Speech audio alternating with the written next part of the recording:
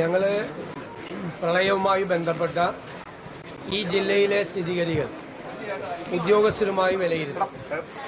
ഇതുണ്ടായ അപ്പോൾ മുതൽ ഈ ജില്ലയുടെ ചാർജ് കൂടിയുള്ള മന്ത്രി ശ്രീ PC വിശ്വനാഥിൻ്റെ സാന്നിധ്യം ഇവിടെ ഉണ്ടായിരുന്നു, MLA-മാരുടെ സാന്നിധ്യം ഉണ്ടായിരുന്നു, ജില്ലാ കളക്ടറുടെ നേതൃത്വത്തിലുള്ള ഉദ്യോഗസ്ഥന്മാരുണ്ടായിരുന്നു. ഇവിടെ 133 ക്യാമ്പുകൾ പ്രവർത്തിക്കുന്നുണ്ട്. അതിൽ 6000-ലധികം പേരുണ്ട് ക്യാമ്പിലുണ്ട്. എല്ലാ ഭാഗത്താണ് ഇപ്പോൾ കൂടുതൽ ക്യാമ്പുകൾ വന്നിരിക്കുന്നത്. വെള്ളം ഇറങ്ങാതിരിക്കുന്ന പ്രശ്നം അവിടെയാണ്.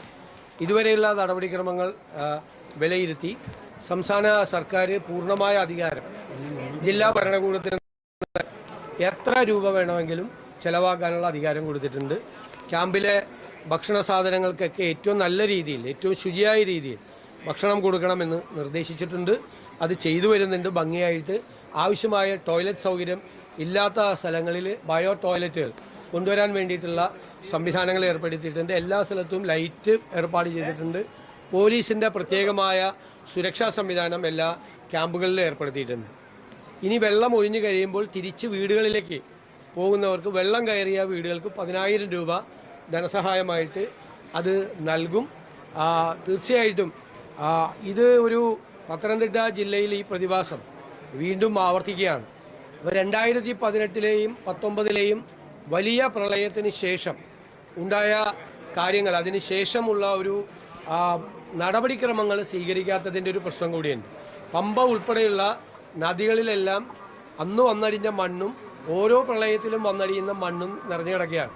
അപ്പോൾ യഥാർത്ഥത്തിൽ വെള്ളത്തിന് ക്യാരി ചെയ്യാനുള്ള, വെള്ളം പോകാനുള്ള സ്ഥലം വളരെ കുറവാണ്.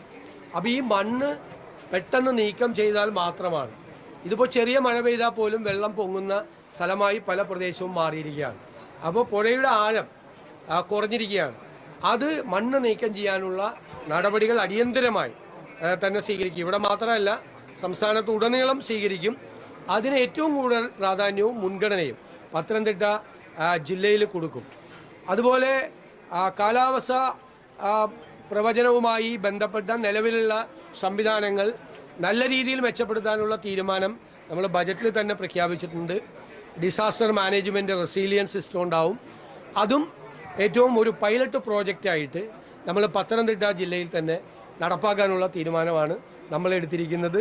കൂടുതൽ റെയിൻ ഗേജ് സ്റ്റേഷനുകൾ, അത് മാനുവലായിട്ട് അല്ലാത്തതും ആർട്ടിഫിഷ്യൽ ഇൻ്റലിജൻസിനെ കൊണ്ടുകൂടി ഈ രംഗത്ത് ഏറ്റവും നന്നായി പ്രവർത്തിക്കുന്ന നല്ല ഏജൻസികളെ കൂടി, നല്ല ഏജൻസികൾ, ഇപ്പോൾ കൊച്ചി സർവകലാശാല ഉൾപ്പെടെയുള്ള ഹ്യൂം സെൻറ്റർ ഉൾപ്പെടെയുള്ള നല്ല ഏജൻസികളെ കൂടി സഹകരിപ്പിച്ചുകൊണ്ടുള്ള ഫലപ്രദമായ ഒരു ക്ലൈമറ്റ് പ്രഡിക്ഷൻ, കാലാവസ്ഥ നേരത്തെ തന്നെ അത് അറിഞ്ഞ് അപ്പോൾ ആ പ്രവചനത്തിൻ്റെ അത് വ്യാഖ്യാനിച്ച് കൃത്യമായിട്ടുള്ളൊരു വാർണിംഗ് സിസ്റ്റം, മുന്നറിയിപ്പ് സംവിധാനം ഏറ്റവും ഫലപ്രദമായ രീതിയിലുണ്ടാകാൻ നോക്കും. പക്ഷേ ഇവിടെ ഞങ്ങൾ ഇന്നലെ വിശദീകരിച്ചതുപോലെ ഇപ്പോൾ ഉള്ള പ്രശ്നം, ഞങ്ങൾ ഈ മൺസൂണിന് മുമ്പ് തന്നെ സംസാരിച്ചാണ്, ഈ അതിതീവ്ര മഴയും അതുപോലെ ക്ലൗഡ് ബേഴ്സും ഉണ്ടാകുന്നു.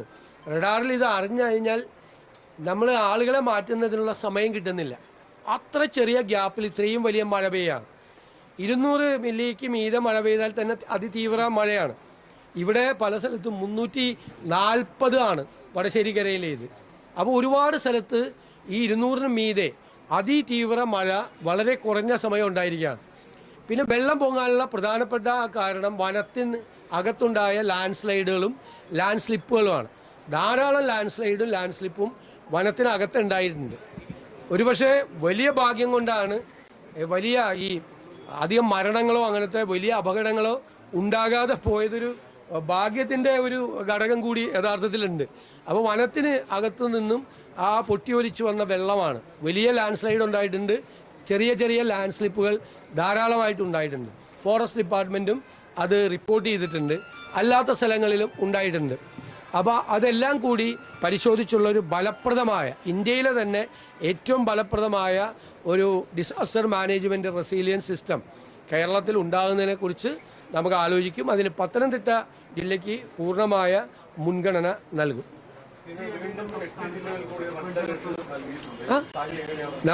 നമ്മൾ വളരെ സൂക്ഷ്മമായി നിരീക്ഷിച്ചുകൊണ്ടിരിക്കുകയാണ്. എല്ലാ സ്ഥലത്തും ആവശ്യമായ സന്നാഹങ്ങൾ ഏർപ്പെടുത്തിയിട്ടുണ്ട്. നമ്മൾ 2 ഹെലികോപ്റ്ററുകൾ അറേഞ്ച് ചെയ്തിട്ടുണ്ട്. ആവശ്യമായ സ്ഥലത്ത് വേണമെങ്കിൽ ഏരിയലായിട്ട് സപ്ലൈ ചെയ്യാൻ നമുക്ക് പറ്റും. അല്ലാത്ത സ്ഥലത്തുള്ള ഫുഡ് പാക്കേജുകൾ അറേഞ്ച് ചെയ്തിട്ടുണ്ട്. NDRFിൻ്റെ ടീമിനെ എല്ലാ സ്ഥലത്തും റെഡിയാക്കി നിർത്തിയിട്ടുണ്ട്. പോലീസ് ഈ ഏറ്റവും നമ്മൾ സംശയമുള്ള സ്ഥലങ്ങളിലെ പോലീസ് സേന മറ്റ് സ്ഥലങ്ങളിൽ നിന്ന് കൂടി വിന്യസിച്ചിട്ടുണ്ട്. ഫയർഫോഴ്സിനെ വിന്യസിപ്പിച്ചിട്ടുണ്ട്. പോലീസിൽ തന്നെയുള്ള RTFിനെ കൂടി, റാപ്പിഡ് ആക്ഷൻ ഫോഴ്സിനെ കൂടി സന്നദ്ധരായിട്ട് എല്ലാ സ്ഥലത്തും നിർത്തിയിട്ടുണ്ട്.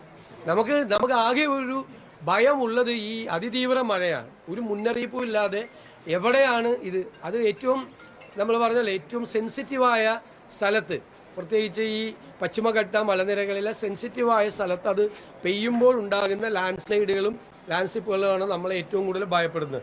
പിന്നെ നദിയിൽ ഈ മണ്ണ് വന്ന് അടിഞ്ഞു കിടക്കുന്നത്. ഇപ്പം ഈ ഒരു പ്രളയം കൂടി കഴിയുമ്പോഴേക്കും ഒരുപാട് സാധനങ്ങൾ, ഒരുപാട് മാലിന്യങ്ങളും മണ്ണും എല്ലാം വീണ്ടും വന്ന് അടിയാണ്. അപ്പോൾ അതാണ് ഇപ്പോഴുള്ള പ്രസൻ്റ് ആയിട്ടുള്ള നമ്മുടെ ഒരു വെല്ലുവിളി. അതാണ് ഇത് മാറിക്കഴിഞ്ഞാൽ നമ്മൾ അടിയന്തര പ്രാധാന്യം കൊടുത്ത് ഇതുവരെ 5-8 കൊല്ലമായി ഇത് ഇങ്ങനെ കെട്ടിക്കിടന്നിട്ട് ഒരു നടപടി എടുക്കാതെ. ആ മുന്നൊരുക്കം ഇല്ലാത്തതിൻ്റെ ഒരു പ്രശ്നം ഉണ്ടായിരുന്നു. 150-ൽ മീതെയുള്ള ആളുകളുള്ള ക്യാമ്പുകളെല്ലാം രണ്ടാക്കാൻ വേണ്ടിയിട്ട് പറഞ്ഞിട്ടുണ്ട്. അത് നമ്മൾ അപ്രതീക്ഷിതമായി വന്നു ചേരുന്നതാണ്. അപ്പോൾ പിന്നെ അതിഥി തൊഴിലാളികൾ ധാരാളം പേരുണ്ട് ഇവിടെ. അവരെ കോൺട്രാക്ടർമാരൊക്കെ അവരെ ഇങ്ങോട്ട് ക്യാമ്പിലേക്ക് പറഞ്ഞു വിടുകയാണ്. അവർ പ്രൊട്ടക്ട് ചെയ്യേണ്ടതാണ് കോൺട്രാക്ടർമാരെല്ലാം. അവരിങ്ങോട്ട് പറഞ്ഞു വിടുക. അപ്പോൾ അവർക്ക് ചില സ്ഥലത്ത് അങ്ങനെയാണ്. അവർക്ക് നമ്മളെ പാക്കറ്റ് ഫുഡ് പറ്റില്ല, അവരുടെ പ്രത്യേക ഭക്ഷണം വേണം, അത് പ്രത്യേകമായി ഉണ്ടാക്കി കൊടുക്കണം. അങ്ങനെയുള്ള ചില വിഷയങ്ങൾ ചില സ്ഥലത്ത് അത് പ്രത്യേകമായി അത് അഡ്രസ്സ് ചെയ്യാൻ വേണ്ടിയിട്ടുള്ള സംവിധാനം ചെയ്യുന്നുണ്ട്. 150-ലേറെ ആൾ കൂടിക്കഴിഞ്ഞാൽ അടുത്ത ക്യാമ്പ് തുടങ്ങാൻ വേണ്ടിയിട്ടുള്ള നിർദ്ദേശം കൊടുത്തിട്ടുണ്ട്. അല്ലല്ല, ആവശ്യത്തിലുള്ള ഉദ്യോഗസ്ഥരെ മറ്റ് ജില്ലകളിൽ നിന്ന് വിന്യസിപ്പിക്കും.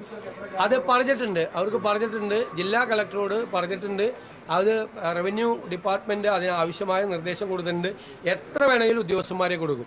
പിന്നെ നമ്മൾ മെഡിക്കൽ ക്യാമ്പുകൾ മെഡിക്കൽ ചെക്കപ്പ് കൃത്യമായിട്ട് എല്ലാ ക്യാമ്പിലും നടത്തുന്നുണ്ട് ഭംഗിയായിട്ട്.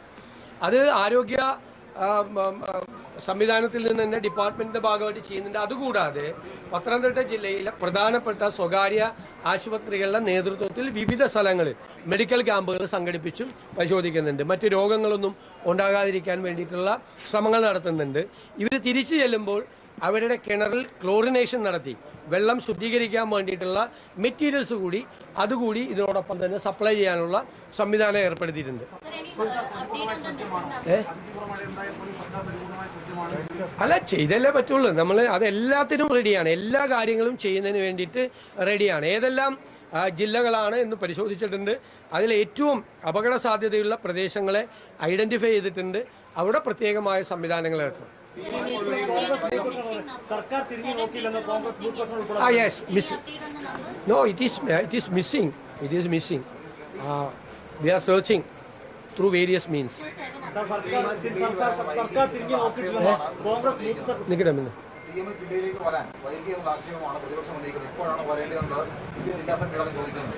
അതല്ല, അത് ഇവിടെ മന്ത്രി മണിക്കൂറുകൾക്കകം ഇവിടെ ഒരു മന്ത്രി എത്തി, മനസ്സിലായില്ലേ?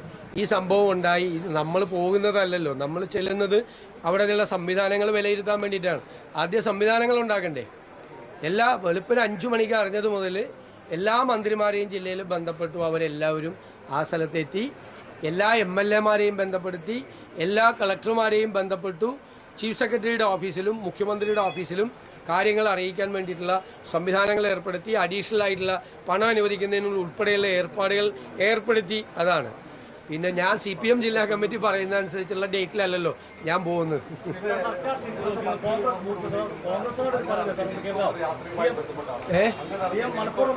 എന്താണ്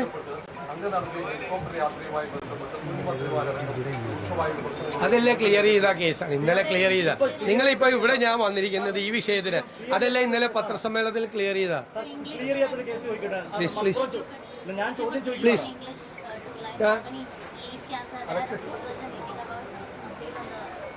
Now we have reviewed the rehabilitation process and other measures in Pathanamthitta districts.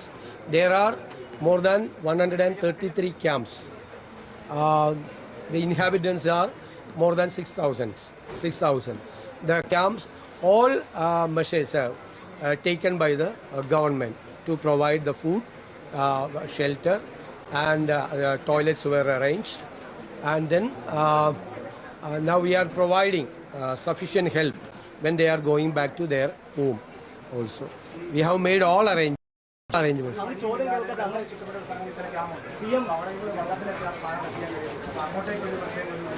സംവിധാനങ്ങൾ ചെയ്യുന്നുണ്ട്. അതിന് ആവശ്യമായ ബോട്ടുകളെല്ലാം ഉണ്ട്. എല്ലാ സ്ഥലത്തും ആവശ്യമായ 14 മത്സ്യത്തൊഴിലാളികളുടെ ബോട്ടുകൾ നേരത്തെ തന്നെ കൊല്ലത്തുനിന്ന് ഇവിടെ റെഡിയാക്കിയിട്ടുണ്ട്. 14 എണ്ണം ആലപ്പുഴയിൽ നിന്നും കൊല്ലത്തു നിന്നുമായിട്ട് എല്ലാ സാധനങ്ങളും എത്തിക്കാനുള്ള സംവിധാനം.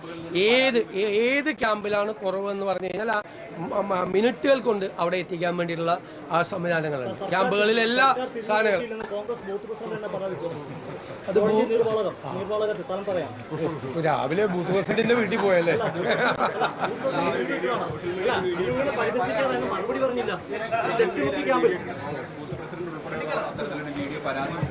ഏത് ക്യാമ്പിൽ എവിടെയാണ് പരാതി എന്ന് പറഞ്ഞാൽ അപ്പം തന്നെ പരിഹരിക്കും. 133 ക്യാമ്പുകളും 6400 പേരും നിൽക്കുകയാണ്. അത് CPM പറഞ്ഞാലും ആര് പറഞ്ഞാലും പരിഹരിക്കും. എല്ലാ ഞാൻ പറഞ്ഞുതരാം. കൈരളി TV ഒന്നും ഈ ജനങ്ങൾ കഷ്ടപ്പെടുകയും പ്രയാസപ്പെടുകയും ചെയ്യുമ്പോൾ കുത്തിത്തിരിപ്പ് ഉണ്ടാക്കി ഇറങ്ങണ്ട. അല്ല, ഒരു കുത്തിത്തിരിപ്പ് പുറത്തു വന്നല്ലോ. ഒരു പാവ സ്ത്രീയെ കൊണ്ട് ഏരിയ കമ്മിറ്റി സെക്രട്ടറി പറഞ്ഞതൊക്കെ പുറത്തു വന്ന് നാണം കെട്ട് നിൽക്കുക. ഇനി നാണം കെട്ടണ്ട.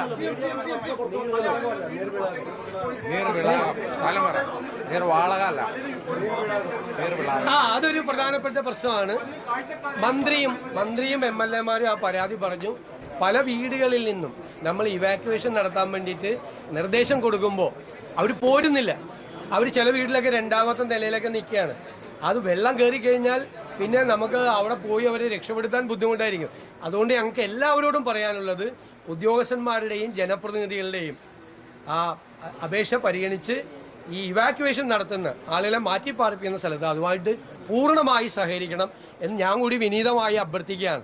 കാരണം നമുക്ക് എല്ലാവർക്കും അറിയാം, ഞങ്ങളൊക്കെ ക്യാമ്പ് നടത്തി പരിചയമുള്ളവരാണ്. ചിലർ വരില്ല, ചിലർ ഒന്നും ഉണ്ടാവില്ല എന്ന് വിചാരിച്ചിരിക്കും. പക്ഷെ ഉണ്ടായി കഴിഞ്ഞാൽ നമുക്ക് പിന്നീട് അവിടെ റെസ്ക്യൂ ഓപ്പറേഷൻ നടത്തുന്ന ഭയങ്കര റിസ്ക്കാണ്. പോകുന്ന ആളുകൾക്ക് കൂടി, രക്ഷാപ്രവർത്തകർക്ക് കൂടി റിസ്ക് ആവും. അതുകൊണ്ട് പൂർണ്ണമായി എല്ലാ പ്രവർത്തനങ്ങളുമായി സഹകരിക്കണം എന്ന് ഞാൻ അഭ്യർത്ഥിക്കുന്നു.